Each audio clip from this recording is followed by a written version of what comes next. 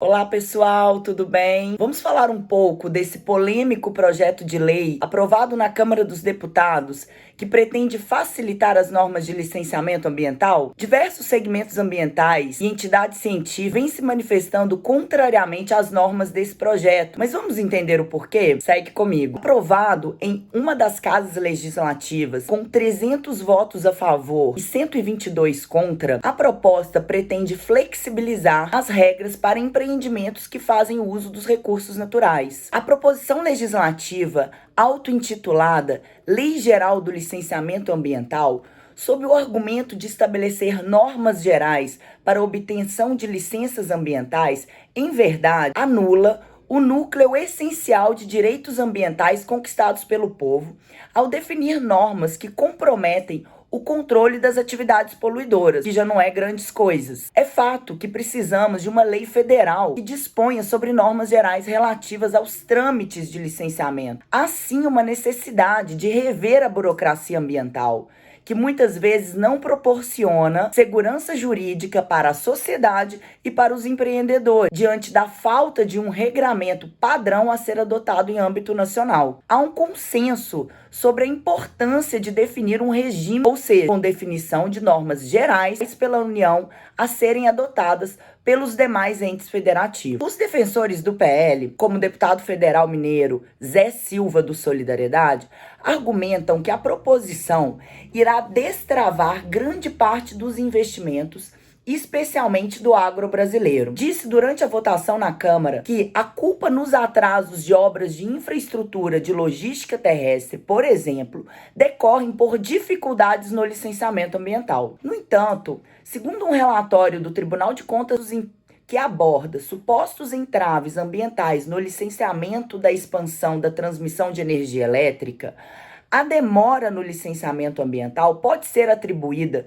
tanto ao órgão ambiental quanto ao próprio empreendedor. Isso porque há graves problemas de gestão ambiental, tanto de empresas quanto do poder público. Empresas deixam de apresentar tempestivamente requerimentos e estudos técnicos que lhes são exigidos. Órgãos ambientais são incapazes de gerenciar processos de licenciamento, o que prejudica a identificação, inclusive, dos responsáveis pelos atrasos no licenciamento. Há uma dificuldade severa de acompanhamento sistemático dos prazos de resposta dos empreendedores e dos órgãos ambientais intervenientes no processo de licenciamento. Também há problema no que se refere à gestão das informações de complementação de estudos ambientais, que são questões essenciais para o desfecho do licenciamento ambiental. Constatou-se ainda a deficiência de órgãos ambientais e empreendedores anteverem futuros problemas sociais e ambientais causados pelos empreendimentos,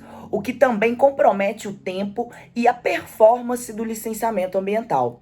Assim, a morosidade dos processos de licenciamento não pode ser atribuída simplesmente à legislação, mas sim a um sucateamento histórico dos órgãos ambientais, seja de estrutura material e tecnológica ou de pessoal. A maioria dos órgãos ambientais dos estados e municípios não dispõe de um sistema informatizado capaz de otimizar a análise de processos e o controle do cumprimento de condicionantes, assim como prazos e até a publicidade dos estudos, projetos e documentos envolvidos no licenciamento ambiental.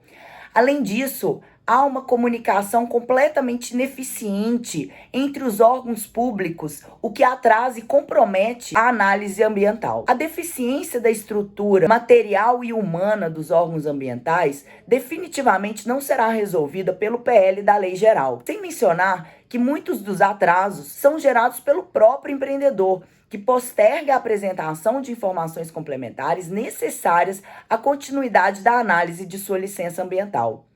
Apesar desse cenário notório e incontestável, o texto do PL reduz prazos de análise dos licenciamentos, com prazos curtos de cumprimento para o órgão ambiental, ignorando completamente essa triste realidade. O PL viola também o artigo 225 da Constituição, que exige estudo prévio de impacto ambiental para atividades de significativa degradação, pois julga setores como sendo inerentemente não impactantes, a exemplo da agricultura, pecuária extensiva, semi-intensiva e intensiva de pequeno porte. Há diversas práticas agrícolas inadequadas, com o uso de agrotóxicos e problemas de contaminação de água que precisam ser controlados pelo órgão ambiental. A pecuária faz uso de áreas extensas e, se for mal conduzida, pode gerar a compactação do solo, reduzindo sua capacidade de infiltração de água para o lençol freático, prejudicando inclusive sua fertilidade. Problemas que também devem ser controlados pelos órgãos ambientais. O PL também dispensa de licenciamento ambiental os sistemas e estações de tratamento de água e de esgoto sanitário, usinas de reciclagem de resíduos da construção civil e outros empreendimentos. As estações de tratamento de esgoto consomem grande quantidade de água e energia, despejam líquidos que demandam um prévio e complexo manejo, produzem sólidos de difícil tratamento e disposição, também liberam gases nocivos na atmosfera. São impactos que precisam ser controlados pelos órgãos ambientais previamente. As usinas de reciclagem de resíduos da construção civil podem causar obstrução de vias públicas, proliferação de vetores, assoreamento de córregos e rios, além do comprometimento da paisagem local das cidades. O PL banaliza institutos importantes, como a simplificação do licenciamento ambiental, ao estabelecer a licença por adesão e compromisso, que equivale a um autolicenciamento, no qual o empreendedor fornece as informações do empreendimento eletronicamente e a licença é emitida sem a necessidade de uma vistoria ou de uma conferência documental, equivale a um cadastro da atividade. Para atividades de baixo impacto, não há problemas, embora estudos indiquem que os empreendedores não cumprem suas obrigações assumidas voluntariamente e que os órgãos ambientais não dão conta de fiscalizar. Ocorre, o PL amplia demasiadamente o rol de atividades que poderão se licenciar por essa modalidade, a ponto de incluir a pecuária intensiva de médio porte. O PL também tenta reduzir a responsabilidade dos bancos que financiam projetos poluidores, ao afastar a responsabilidade solidária, como é atualmente aplicada, e introduzir a responsabilidade subsidiária. Ou seja, a instituição financeira que concede empréstimo bancário e assegura as condições econômicas necessárias para um empreendimento poluidor, hoje responde como poluidor indireto, caso haja algum dano ambiental decorrente da realização dessa atividade.